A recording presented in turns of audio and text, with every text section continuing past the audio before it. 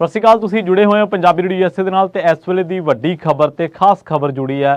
ਭਾਰਤ ਦੇ ਵਿੱਚ ਜਿਹੜੀਆਂ ਵੋਟਾਂ ਹੋਣ ਜਾ ਰਹੀਆਂ ਨੇ ਲੋਕ ਸਭਾ ਚੋਣਾਂ ਦੇ ਲਈ ਜਿਹੜੀ ਪੋਲਿੰਗ ਹੋ ਰਹੀ ਹੈ, ਇਹ ਪ੍ਰਚਾਰਿਆ ਜਾਂਦਾ ਆਮ ਤੌਰ ਤੇ ਕਿਹਾ ਜਾਂਦਾ ਹੈ ਕਿ ਜਿਹੜੀਆਂ ਚੋਣਾਂ ਹੁੰਦੀਆਂ ਨੇ, ਜਿਹੜੀ ਪੋਲਿੰਗ ਹੁੰਦੀ ਹੈ, ਵੋਟਾਂ ਹੁੰਦੀਆਂ ਨੇ, ਉਹ ਡੈਮੋਕ੍ਰੇਸੀ ਸਿਸਟਮ ਦੇ ਵਿੱਚ ਇੱਕ ਤਿਉਹਾਰ ਵਾਂਗ ਹੁੰਦੀਆਂ ਨੇ, ਕਿਉਂਕਿ ਲੋਕ ਚਾਈਂ ਆਪਣੇ ਨੁਮਾਇੰਦੇ ਚੁਣਦੇ ਨੇ, ਚਾਈਂ ਇਸ ਤਿਉਹਾਰ ਦੇ ਵਿੱਚ ਹਿੱਸਾ ਲੈਂਦੇ ਨੇ, ਕਿਉਂਕਿ ਜਿਹੜਾ ਤਿਉਹਾਰ ਹੈ ਇਹ ਡੈਮੋਕ੍ਰੇਸੀ ਦੀ ਜਿਹੜੀ ਅਸਲ ਭਾਵਨਾ ਉਹਨੂੰ ਜਿਉਂਦਾ ਰੱਖਦਾ ਹੈ। ਉਹਦੇ ਵਿੱਚ ਲੋਕ ਸ਼ਮੂਲੀਅਤ ਕਿਸ ਤਰੀਕੇ ਦੀ ਕਰਦੇ ਨੇ, ਹਿੱਸੇਦਾਰੀ ਕਿਵੇਂ ਲੈਂਦੇ ਨੇ, ਕਿੰਨੇ % ਪੋਲਿੰਗ ਹੁੰਦੀ ਹੈ।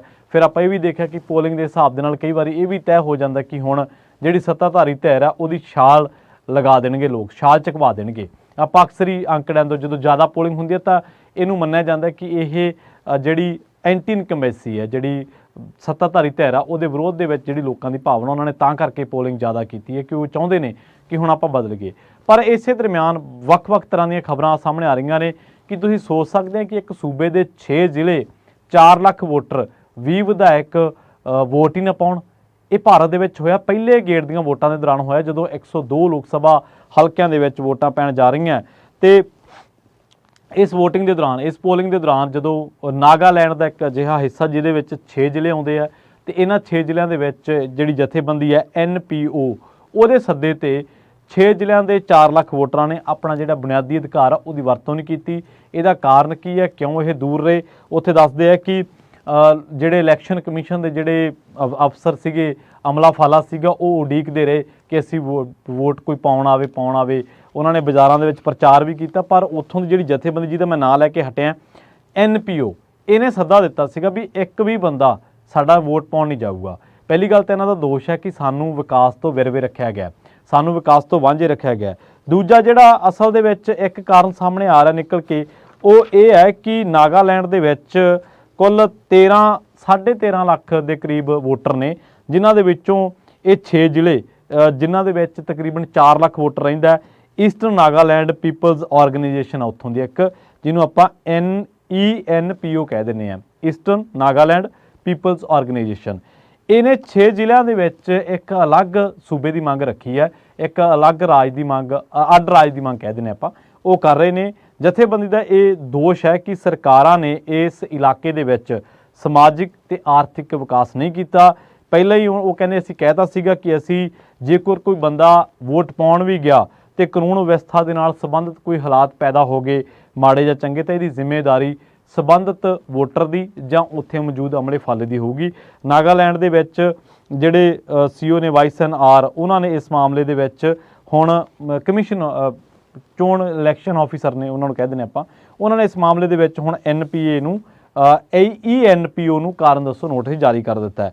ਹੁਣ ਦੱਸਿਆ ਗਿਆ ਕਿ NFT ਜਿਹੜੀ ਉੱਥੋਂ ਦੀ ਨਾਗਾਲੈਂਡ ਦੀ ਪਾਰਟੀ ਹੈ ਉੱਥੋਂ ਦੀ, ਉਹਨਾਂ ਨੇ ਕਿਹਾ ਸੀਗਾ ਕਿ ਤੁਸੀਂ ਵੋਟਾਂ ਪਾਉਣ ਆਓ, ਅਸੀਂ ਤੁਹਾਡੇ ਮਸਲੇ ਦਾ ਹੱਲ ਕਰਾਂਗੇ।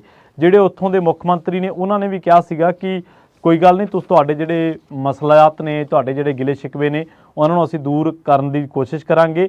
ਪਰ ਫਿਰ ਵੀ 7 ਆਦੀਵਾਸੀ ਜਿਹੜੀਆਂ ਜਥੇਬੰਦੀਆਂ ਨੇ ਜਿਨ੍ਹਾਂ ਦੇ ਨਾਲ ਮਿਲ ਕੇ ਬਣਿਆ ENPO, ਉਹਨਾਂ ਨੇ ਕਿਹਾ ਕਿ ਅਸੀਂ ਹੁਣ ਇੱਥੇ ਵੋਟਿੰਗ ਪਾਉਣ ਆਉਣਾ ਹੀ ਨਹੀਂਗਾ।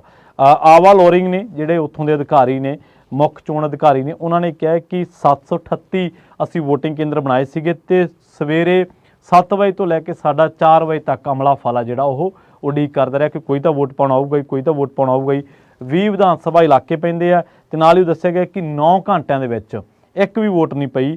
13.5 ਲੱਖ, ਜਿਵੇਂ ਮੈਂ ਤੁਹਾਨੂੰ ਦੱਸਿਆ ਸੀਗਾ ਕਿ ਉਹਨਾਂ ਇਲਾਕਿਆਂ ਦੇ ਵਿੱਚ, ਈਸਟਰਨ ਨਾਗਾਲੈਂਡ ਦੇ ਇਲਾਕਿਆਂ ਦੇ ਵਿੱਚ 4 ਲੱਖ ਤੋਂ ਵੱਧ ਵੋਟਰ ਜਿਹੜੇ ਨੇ ਉਹ ਰਹਿੰਦੇ ਨੇ। ਸੋ ਉੱਥੋਂ ਦੇ ਜਿਹੜੇ ਮੁੱਖ ਮੰਤਰੀ ਨੇ, ਉਹਨਾਂ ਨੇ ਤੁਫੈਮਾ ਇੱਕ ਇਲਾਕਾ ਵਾ, ਉੱਥੇ ਵੋਟ ਪਾਈ ਆਪਣੀ ਰਾਜ ਦੀ ਰਾਜਧਾਨੀ ਤੋਂ ਕਰੀਬ 41 ਕਿਲੋਮੀਟਰ ਦੂਰ। ਤੇ ਉਹਨਾਂ ਨੇ ਕਿਹਾ ਕਿ ਅਸੀਂ ਅਮਿਤ ਸ਼ਾਹ ਦੀ ਇੱਕ ਮੌਜੂਦਗੀ ਦੇ ਵਿੱਚ ਇੱਕ ਜਿਹੜਾ ਮੰਗ ਪੱਤਰ ਆ ਉਹ ਦਿੱਤਾ ਗਿਆ ਸੀਗਾ। ਉਸ ਤੋਂ ਬਾਅਦ ਕੋਈ ਗੱਲ ਨਹੀਂ ਹੋਈ ਤੇ ਅਸੀਂ ਇਹਨਾਂ ਨੂੰ ਕਿਹਾ ਸੀਗਾ ਕਿ ਬਈ ਤੁਸੀਂ ਵੋਟਾਂ ਜ਼ਰੂਰ ਪਾਓ, ਇੱਦਾਂ ਇਲੈਕਸ਼ਨ ਦਾ ਬਾਈਕਾਟ ਨਾ ਕਰੋ।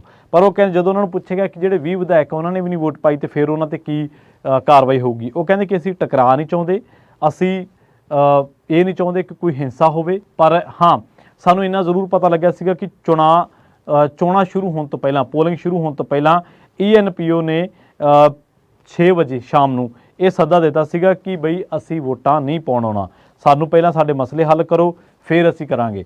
ਫਿਰ ਹੁਣ ਉਹਨਾਂ ਨੇ ਇਹ ਵੀ ਦੱਸਿਆ ਕਿ ਧਾਰਾ ਜਿਹੜੀ ਸੰਵਿਧਾਨ ਦੀ ਆ IPC ਦੀ ਉਹਦੇ 171C ਦੇ ਤਹਿਤ ਇਹ ਗੱਲ ਕਹੀ ਗਈ ਹੈ ਕਿ ਜੇਕਰ ਕੋਈ ਆਪਦੀ ਜਿਹੜੀ ਪੋਲਿੰਗ ਨਹੀਂ ਕਰਦਾ ਜਾਂ ਵੋਟ ਨਹੀਂ ਪਾਉਂਦਾ ਜਾਂ ਇਹ ਰੋਕਦਾ ਕਿਸੇ ਨੂੰ ਤਾਂ ਕੀ ਇਹਨੂੰ ਮੰਨਿਆ ਜਾਵੇ ਕਿ ਉਹ ਕਿਸੇ ਦਾ ਡੈਮੋਕ੍ਰੈਟਿਕ ਜਿਹੜਾ ਰਾਈਟ ਆ ਉਹਨੂੰ ਸਸਪੈਂਡ ਕਰ ਰਿਹਾ। ਤਾਂ ਉਹ ਕਹਿੰਦੇ ਕਿ ਦੇਖਦੇ ਆ ਇਸ ਮਾਮਲੇ ਦੇ ਵਿੱਚ ਕੀ ਹੋ ਸਕਦਾ ਹੁਣ ਅੱਗੇ ਜਾ ਕੇ। ਸੋ ਇਹ ਬਹੁਤ ਵੱਡੀ ਖਬਰ ਬਣ ਕੇ ਨਿਕਲੀ ਹੈ ਵਰਲਡ ਦੇ ਵਿੱਚ। ਦੀ ਹਿੰਦੂ, ਇਕਨੋਮਿਕ ਟਾਈਮਜ਼ ਤੇ ਇਹਦੇ ਨਾਲ ਹੋਰ ਬਹੁਤ ਵੱਡੇ ਅਦਾਰਿਆਂ ਨੇ ਇਸ ਖਬਰ ਨੂੰ ਕਵਰ ਕੀਤਾ ਕਿਉਂਕਿ ਇਹਦੇ ਵਿੱਚ ਨਾਗਾਲੈਂਡ ਦੇ ਇੱਕ ਈਸਟਰਨ ਨਾਗਾਲੈਂਡ ਜਿਹੜਾ ਇਲਾਕਾ ਹੈ ਉੱਥੇ 6 ਜ਼ਿਲ੍ਹਿਆਂ ਦੇ ਵਿੱਚ 20 ਵਿਧਾਇਕਾਂ ਤੇ 4 ਲੱਖ ਵੋਟਰਾਂ ਨੇ ਵੋਟ ਨਹੀਂ ਪਾਈ। ਉਹਨਾਂ ਦਾ ਦੋਸ਼ ਹੈ ਕਿ ਸਰਕਾਰਾਂ ਨੇ ਸਾਨੂੰ ਸਮਾਜਿਕ ਤੇ ਆਰਥਿਕ ਵਿਕਾਸ ਤੋਂ ਵਿਰਵੇ ਰੱਖਿਆ। ਇੱਕ ਪਾਸੇ ਅਸੀਂ ਕਲੇਮ ਕਰਦੇ ਹਾਂ ਸਾਡੀ ਮੋਦੀ ਸਰਕਾਰ ਕਿ ਭਾਰਤ ਬਹੁਤ ਵੱਡੀ ਡੈਮੋਕ੍ਰੇਸੀ ਹੈ, ਇਹਨੂੰ ਕਿਹਾ ਜਾਂਦਾ ਕਿ ਇਹ ਡੈਮੋਕ੍ਰੇਸੀ ਦੀ ਜਨਨੀ ਹੈ, ਮਤਲਬ ਇੱਥੇ ਡੈਮੋਕ੍ਰੇਸੀ ਦਾ ਜਨਮ ਹੋਇਆ ਹੈ।